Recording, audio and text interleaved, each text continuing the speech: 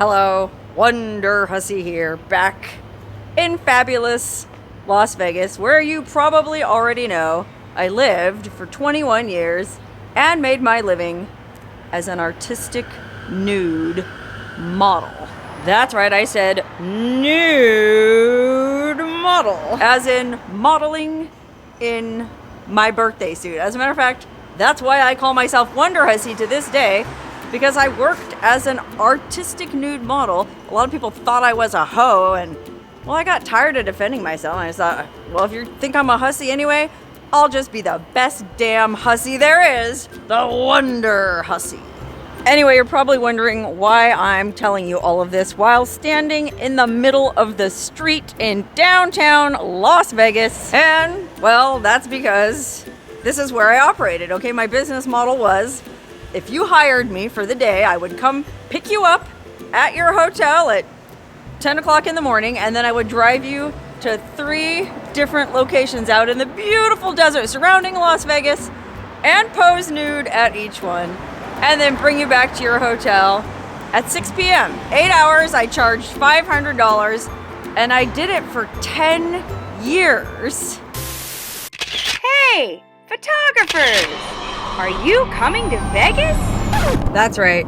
I even had my own commercial to advertise my services. I'm telling you, I made my living doing this, and I treated it like a real job for 10 years. And so today, I thought it might be interesting to give you a peek into what my life was like when I was doing these modeling tours. Okay, today let's pretend like I just picked you up at your hotel in downtown Vegas, and now you're in the car with me, trusting your life in my hands on a photo shoot. Okay, obviously, most photographers don't want to shoot artistic nude photos in an urban environment. So I had all these locations scouted in the desert around Las Vegas. And frankly, that's probably the main reason I was able to make a living doing this, because Vegas is full of beautiful women.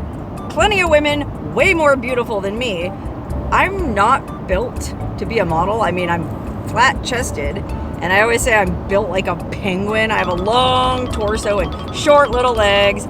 Really not what you look for when you think of the ideal female form, which artistic nude modeling is all about, the female form.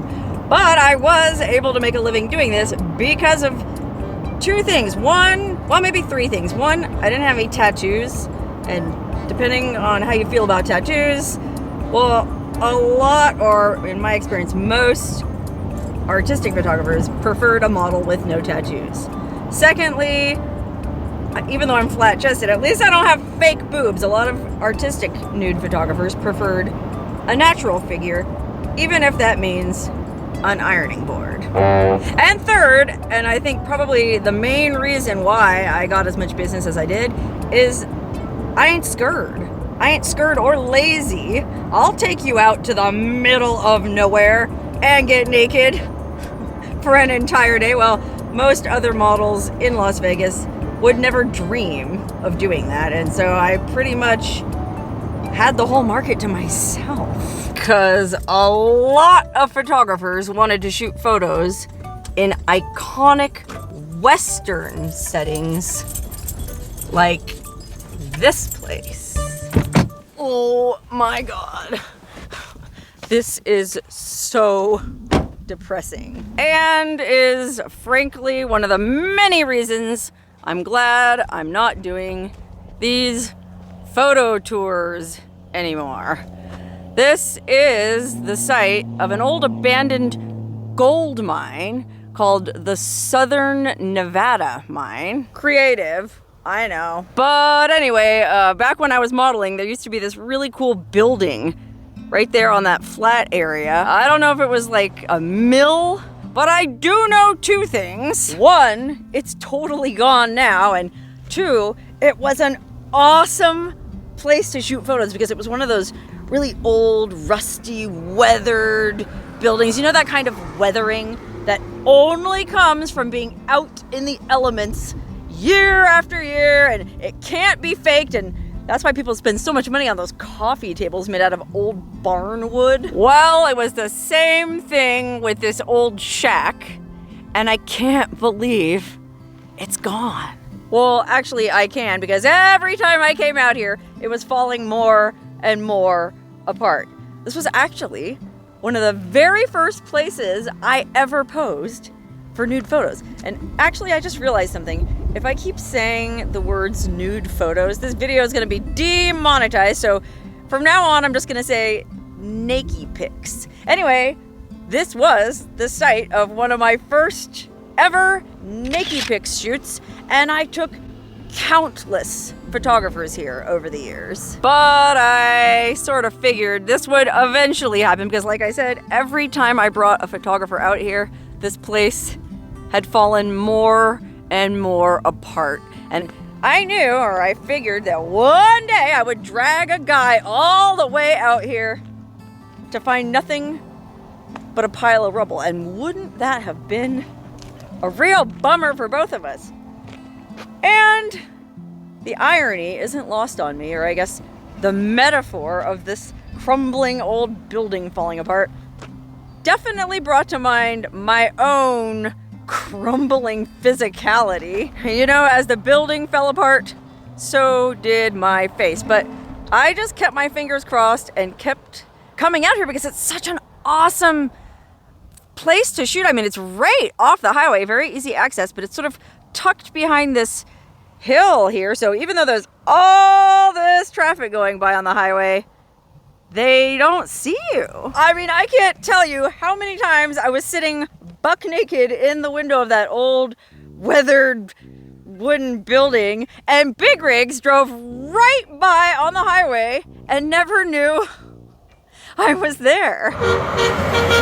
Although I did get busted once, but it wasn't by a big rig, it was by the highway patrol. Oh my gosh.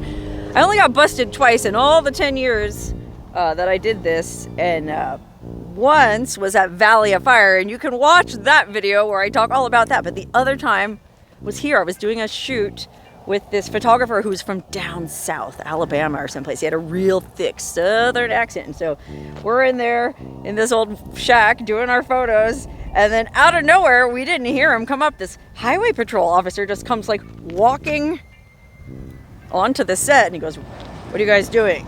And of course, this photographer, "Oh, officer, we are so sorry. I'm not from around here. We will get out of here right now." You know, he was very obsequious, which is what you want to be, I guess, when you're about to get busted for public indecency. And we just packed up all our crap and got the hell out of here as fast as we could. And thankfully, he let us go without any kind of citation or warning or anything. But the whole thing was kind of ironic. This was my job. I paid taxes on this work. In fact, I want to say like pretty close to 100% of the people who hired me paid me in cash, and I still reported every single dollar. And I know you might think that's completely stupid of me, but hey, what can I say, man? I was just doing a job, trying to make a living. You know, even to this day, naked pics modeling is probably one of the few jobs that are totally AI proof. You know, try taking naked pics of a robot and see how far you get with that. But yeah, it was a totally legitimate job for me. And I know a lot of people probably think, ooh, naked pics, it's all kind of funny business going on. Like, these guys aren't really hiring you to do photos. Well, yes, I'm here to tell you they were. And they weren't just random perverts either. These were professional guys, like doctors, engineers, businessmen, guys who would come to Vegas for like a business conference or something, and on their day off they wanted to go do something fun, and if photography was their hobby and they always wanted to shoot naked pics in the beautiful desert, well, I guess I should say they weren't all pervs for the most part, because yes, I did have some inappropriate experiences. I mean, experiences that would be considered inappropriate by many women, especially in this age of Me Too. This is before Me Too, and I don't know, I guess I just have a higher tolerance for shenanigans. And at the time, I wrote a blog about my modeling adventures, so anytime a photographer did something moderately inappropriate. I didn't get offended by it. I just thought, oh, well, this would be an interesting story for my blog. Anyway, I'll be honest, I was actually planning to shoot a couple naked pics here myself today because I'm working on my calendar. No, not my pinup calendar. I'm doing 2 calendars this year. In fact, usually I do 2 calendars. One in cute little pinup outfits, which is the one I just finished shooting with Jessica and is already available for sale. Link in the description. But also I used to do, because of my background, I used to do a naked pics calendar, you know, naked in nature. I didn't do it last year because I wasn't really sure there was enough interest, but I got a bunch of emails from people going, what? Where's your naked calendar this year? So this year I decided to do a naked calendar of my own, and I have been shooting photos all year long in my travels in some very beautiful natural locations, but I need 2 more pictures for it, and so I figured I could shoot some here, but unfortunately, there just ain't much left anymore. But that's okay because we still have 2 stops left on the modeling tour. So I guess I'll just get back in the car and head on to the next one and see if I can take some photos there. Now, because I wanted to provide a variety of desert locations, there was a lot of driving time involved. So one of the benefits to working as a naked pics model is I learned how to make conversation with anyone. But there were pretty significant downsides too, namely, man, I put a lot of miles on the truck that I used to drive back then, and I spent a lot of money on gas. Okay, every now and then the photographer would offer to fill my tank, pay for gas, but not that often. Usually the $500 they were paying me already pretty much tapped them out.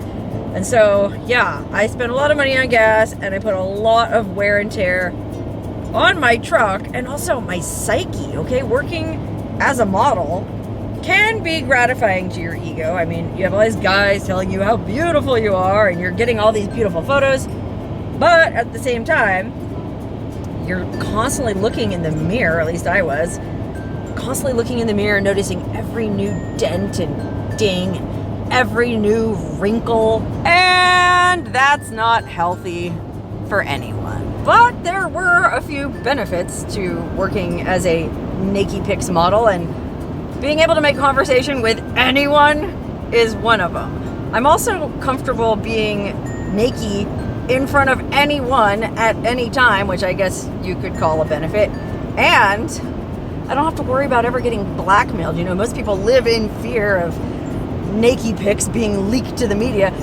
I don't care, man. My stuff's already all over the internet. But I'm not sure. I think the downsides might outweigh the pluses, because if you think about it, I could probably never adopt a kid with my background, or I could probably never be a teacher or even volunteer for like the Big Sisters, Big Brothers program again. That's right.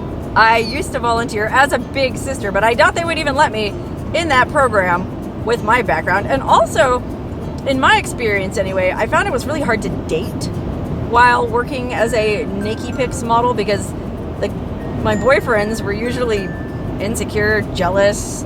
They thought I was messing around with these photographers when I certainly wasn't. It was totally just a job for me and the photographers. I mean, I can count probably on one hand the number of times the photographer even hit on me. Most of these guys took this very seriously and were very professional, but you know, try convincing your boyfriend, honey, I'm going out to the desert all day with some strange dude and taking off my clothes, and well, just see how well that goes.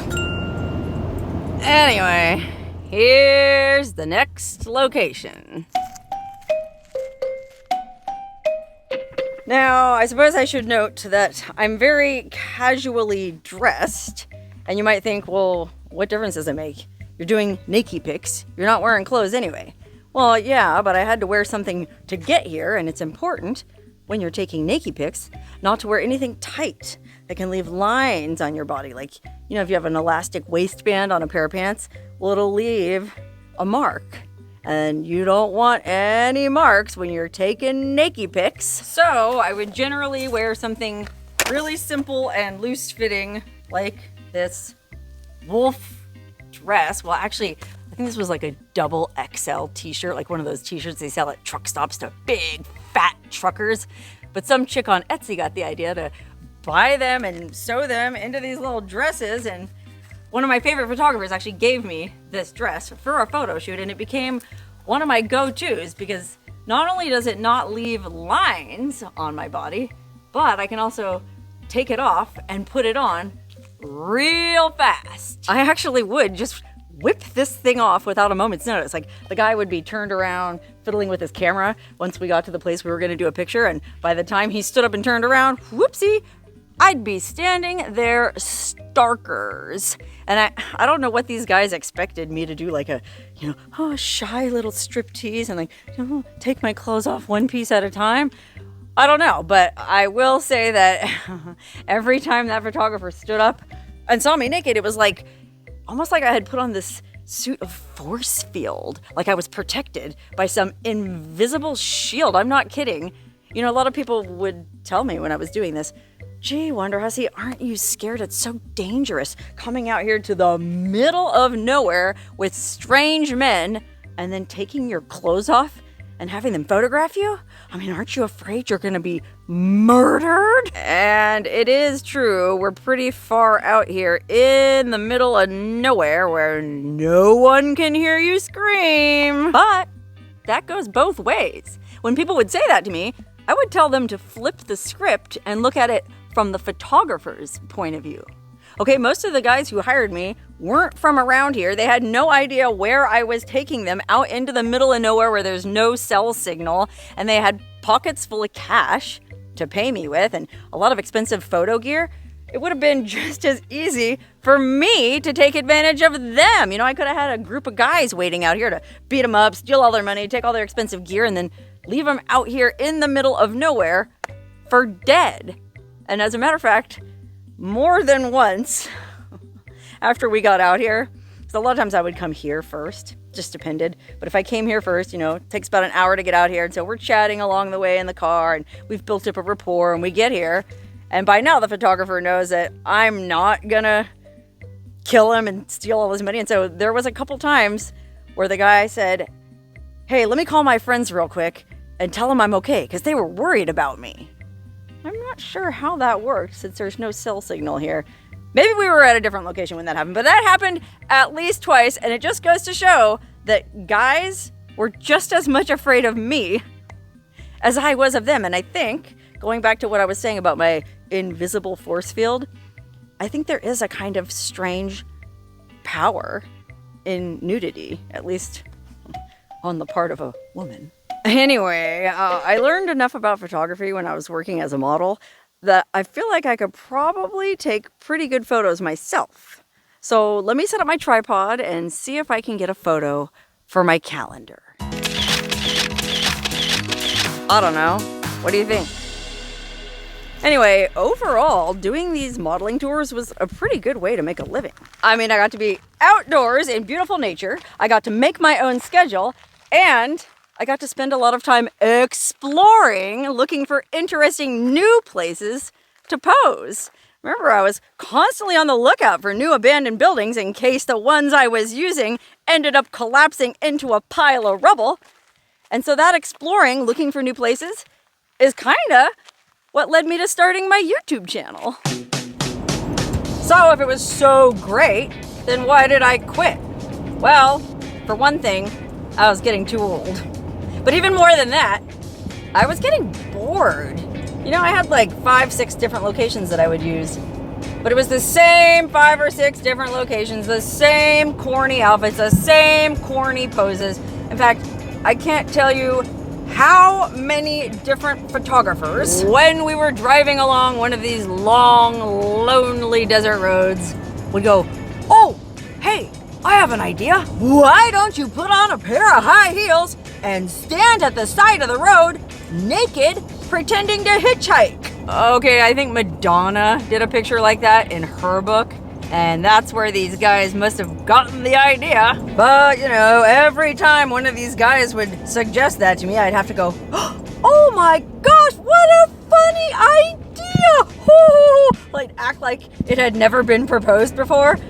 So yeah, I had a hard time as the years went by finding the enthusiasm to say, "Ooh, good job. Oh, wow, these pictures are great." And you know, I didn't want to become bitter. And it's not like I was making that much money doing it. I mean, I charged $500 a day, and I think I ended up making something like $40K a year. $40,000 a year. I don't even think that's the federal poverty line anymore. But I don't know, I had a low overhead, and it was enough for me. Now, I did have people tell me, "Gee, Wonderhussy, you're only charging $500 to drive all over the desert all day with some strange dude. You should be charging way more than that." Well, believe me, I thought about it, but I knew what my market would bear, and a lot of the guys who hired me complained that $500 was a lot. But it ended up being a moot point because I retired from modeling and started YouTubing anyway. Okay, now we're coming up on the outskirts of a quaint little Mormon town called Overton, and oh my gosh, these God-fearing Mormon folk would have been scandalized to know that I was passing through their town twice a week with photographers in tow, planning to take naked pics. I mean, look at this place. You would never believe this little town is only an hour outside Las Vegas, and oh, well, wait. Maybe you would believe it because there is a restaurant owned by Criss Angel. Oh, sorry, I know it was backlit, but yes, inexplicably, the magician Criss Angel bought a burger stand out here and operates a restaurant. Anyway, I did stop here for lunch every now and then because this is the only town we pass through in the course of the day, going to all these locations. And so if the photographer was hungry or just wanted to take a break, this was the only place to stop. And so we would stop at the McDonald's or this gas station to get a snack and a soda. And they never realized there was a heathenish hussy in their midst. Okay, this was another one of my favorite locations. An amazing abandoned cement factory. The nice thing about this place is I didn't have to worry about it falling apart like I did at that mine, because this wreckage is so insanely substantial. I mean, look at the size of this thing. I guess this turned with some kind of crazy blast furnace, heating it up and cooked the clinker. I think that's what it's called. I don't know, the stuff that they bust up to make cement.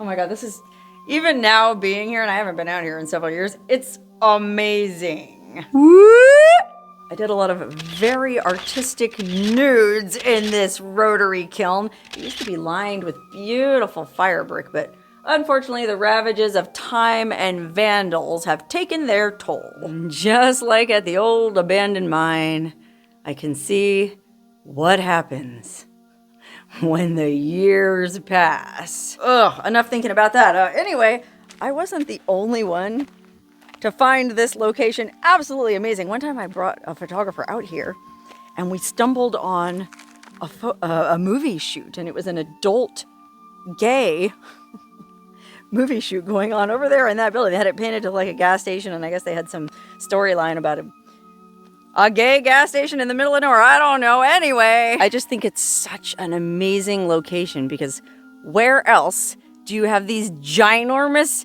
gears and machinery to play around on? I mean, this is truly a unique location for naked pics, and every photographer that I ever brought out here thought it was amazing. I mean, it's just so post-apocalyptic and bizarre. It's fascinating. In fact, this abandoned cement factory, finding this place, is a big part of what started my YouTube journey. And in fact, this abandoned cement factory was one of the very first YouTube videos I made for my channel. And you can go back and watch that to this day. I mean, it looked different back then. There wasn't as much graffiti, but more or less, you know, it was the same deal, the same nubbly, whatever that thing is, the same, I don't know what this is, but Boy, I can tell you, I did a lot of pictures in here.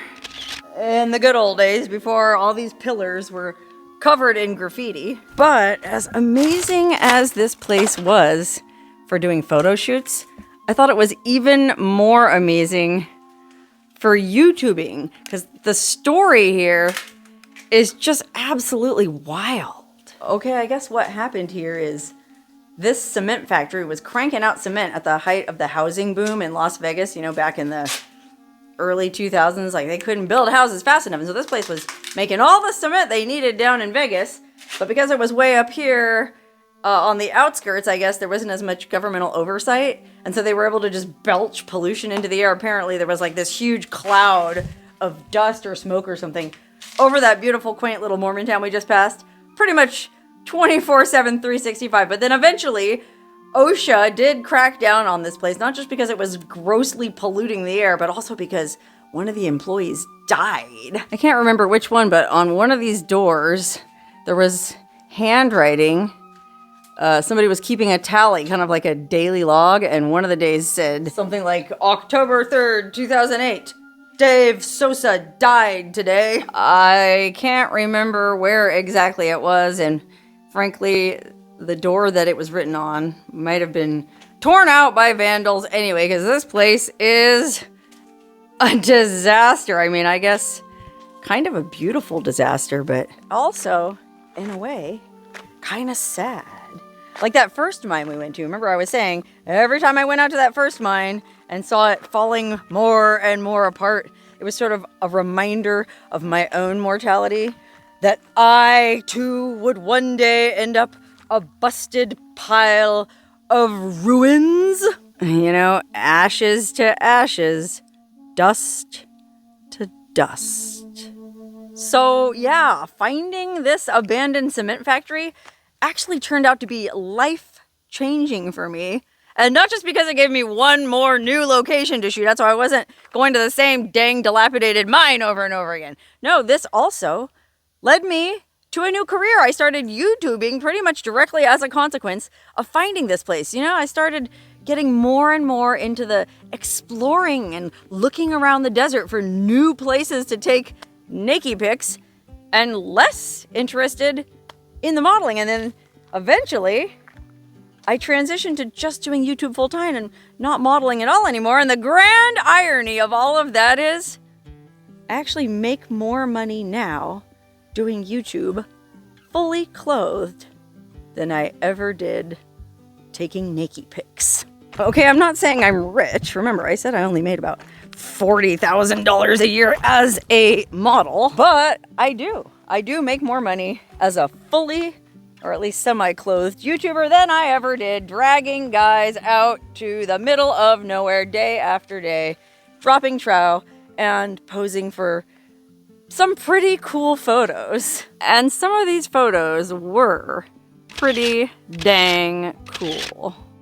But at the end of the day, I guess it actually makes sense that I make more as a YouTuber than I did as a naked pics model. Because when I was working as a model, well, all I was bearing was my ass.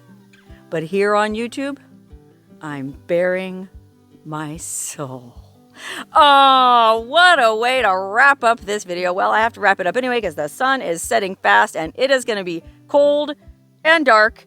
And I don't want to be stuck in a cold, dark, abandoned cement factory all night. So I'm just going to wrap this up, take a couple more photos for my own calendar, and get out ski. Incidentally, if you're interested in getting a copy of my naked pics calendar, I should have that up and ready for sale by the time I post this video. In fact, check the description to this video for the link where you can get one for your man cave, your she shed, wherever you want to hang it. Remember, it's not dirty, it's art. And I took all of these myself. You know, a lot of these guys that used to hire me, some of them, many of them were really good, but some of them, they didn't know their F-stop from their G-spot, if you know what I mean. Do guys even have a G-spot? I don't think they do. Well, anyway, I basically had to set everything up for some of these guys. Literally, one guy in particular was legally blind, But he always wanted to hire a model and take pictures, and so I did. I set everything up for him, put the camera on the tripod, and all he did was push the button. But as we all know, with that famous National Geographic case and the chimpanzee that took a selfie, the person who hits the button is the copyright owner. And that's why, even though I have all these beautiful photos that I've been showing in this video, I can't publish a book or anything because the copyrights to all those photos are held by so many different guys all over the USA and the world that I could never track them all down. And that's why I take these calendar photos myself. It gives me a chance to use the skills I developed when I was working as a model, but it also gives me the chance to make some friggin' gas money. Let me tell you something. I think I drove almost 200 miles today. I set my trip odometer, and man, with gas prices the way they are, I'm glad I'm not doing this anymore because I would have to charge $5,000 a day just to fill my tank.